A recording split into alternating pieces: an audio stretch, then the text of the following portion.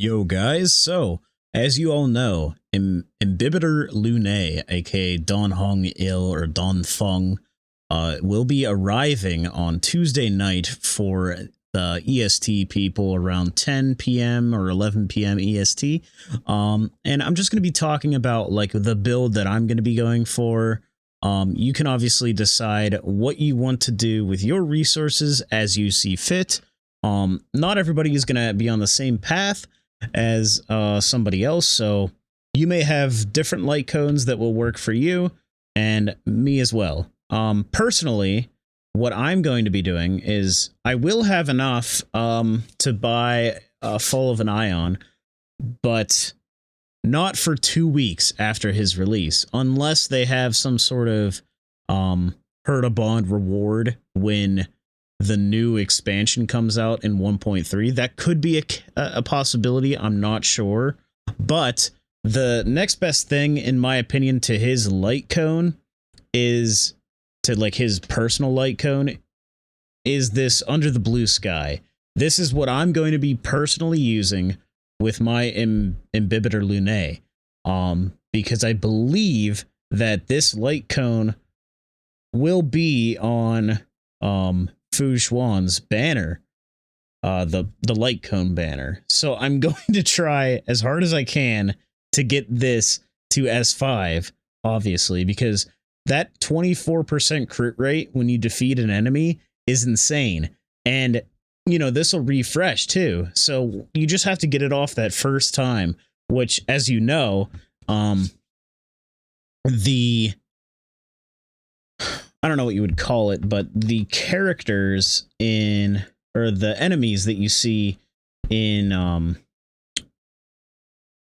the very beginning of each stage of, or each cycle, mind you, of Memory of Chaos, has very, very low HP. It's usually like one of those bat things, or like, you know, like an enemy that can be defeated pretty easily. So once that's the case, the only thing that's going to really set my Dan Hong back is when I get to the later stages and I'm facing like Kafka or, you know, somebody who's a boss like Svarog. You know, they're going to summon these things that I'm going to be able to destroy pretty easily, which is then going to burst my crit rate.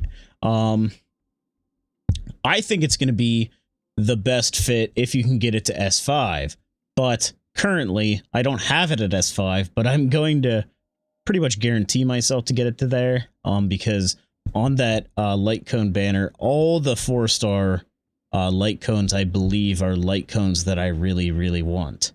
I believe they are going to be Under the Blue Sky, as well as this one, Perfect Timing, which in my opinion is a really, really underrated light cone. And the final one is actually Planetary Rendezvous, I believe. So I want to get all of these to S5. So it's in my opinion, it's like a win-win. Obviously, I don't really want to get Fu Xuan's light cone itself, but I'm hoping that I can get this at the least to S5, and then whatever else comes along the way, I'll accept, as long as they're the featured light cones. So that is my plan for this.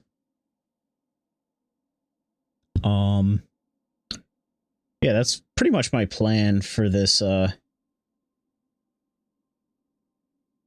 Dan Hong. I'm also going to be using, I think what I'm going to be using to ensure that his crit rate is going to be at least 70% pretty much at all times. I put everything on to Arlon for now, but I think I'm going to be using a full 4-piece Wastelander, because I do have Silver Wolf. Sorry, Tectone. And the 4-piece enables you to have a 10% crit rate buff when you're attacking debuffed enemies. So, you know, Silver Wolf is always going to be debuffing enemies. So that's pretty awesome. And also, my crit damage whenever I imprison enemies or apply break effect, like weakness break to enemies, I'm going to have a 20% increased crit damage. So this will basically enable me, like if I can get this to S5, I strongly believe that if I do that, I can then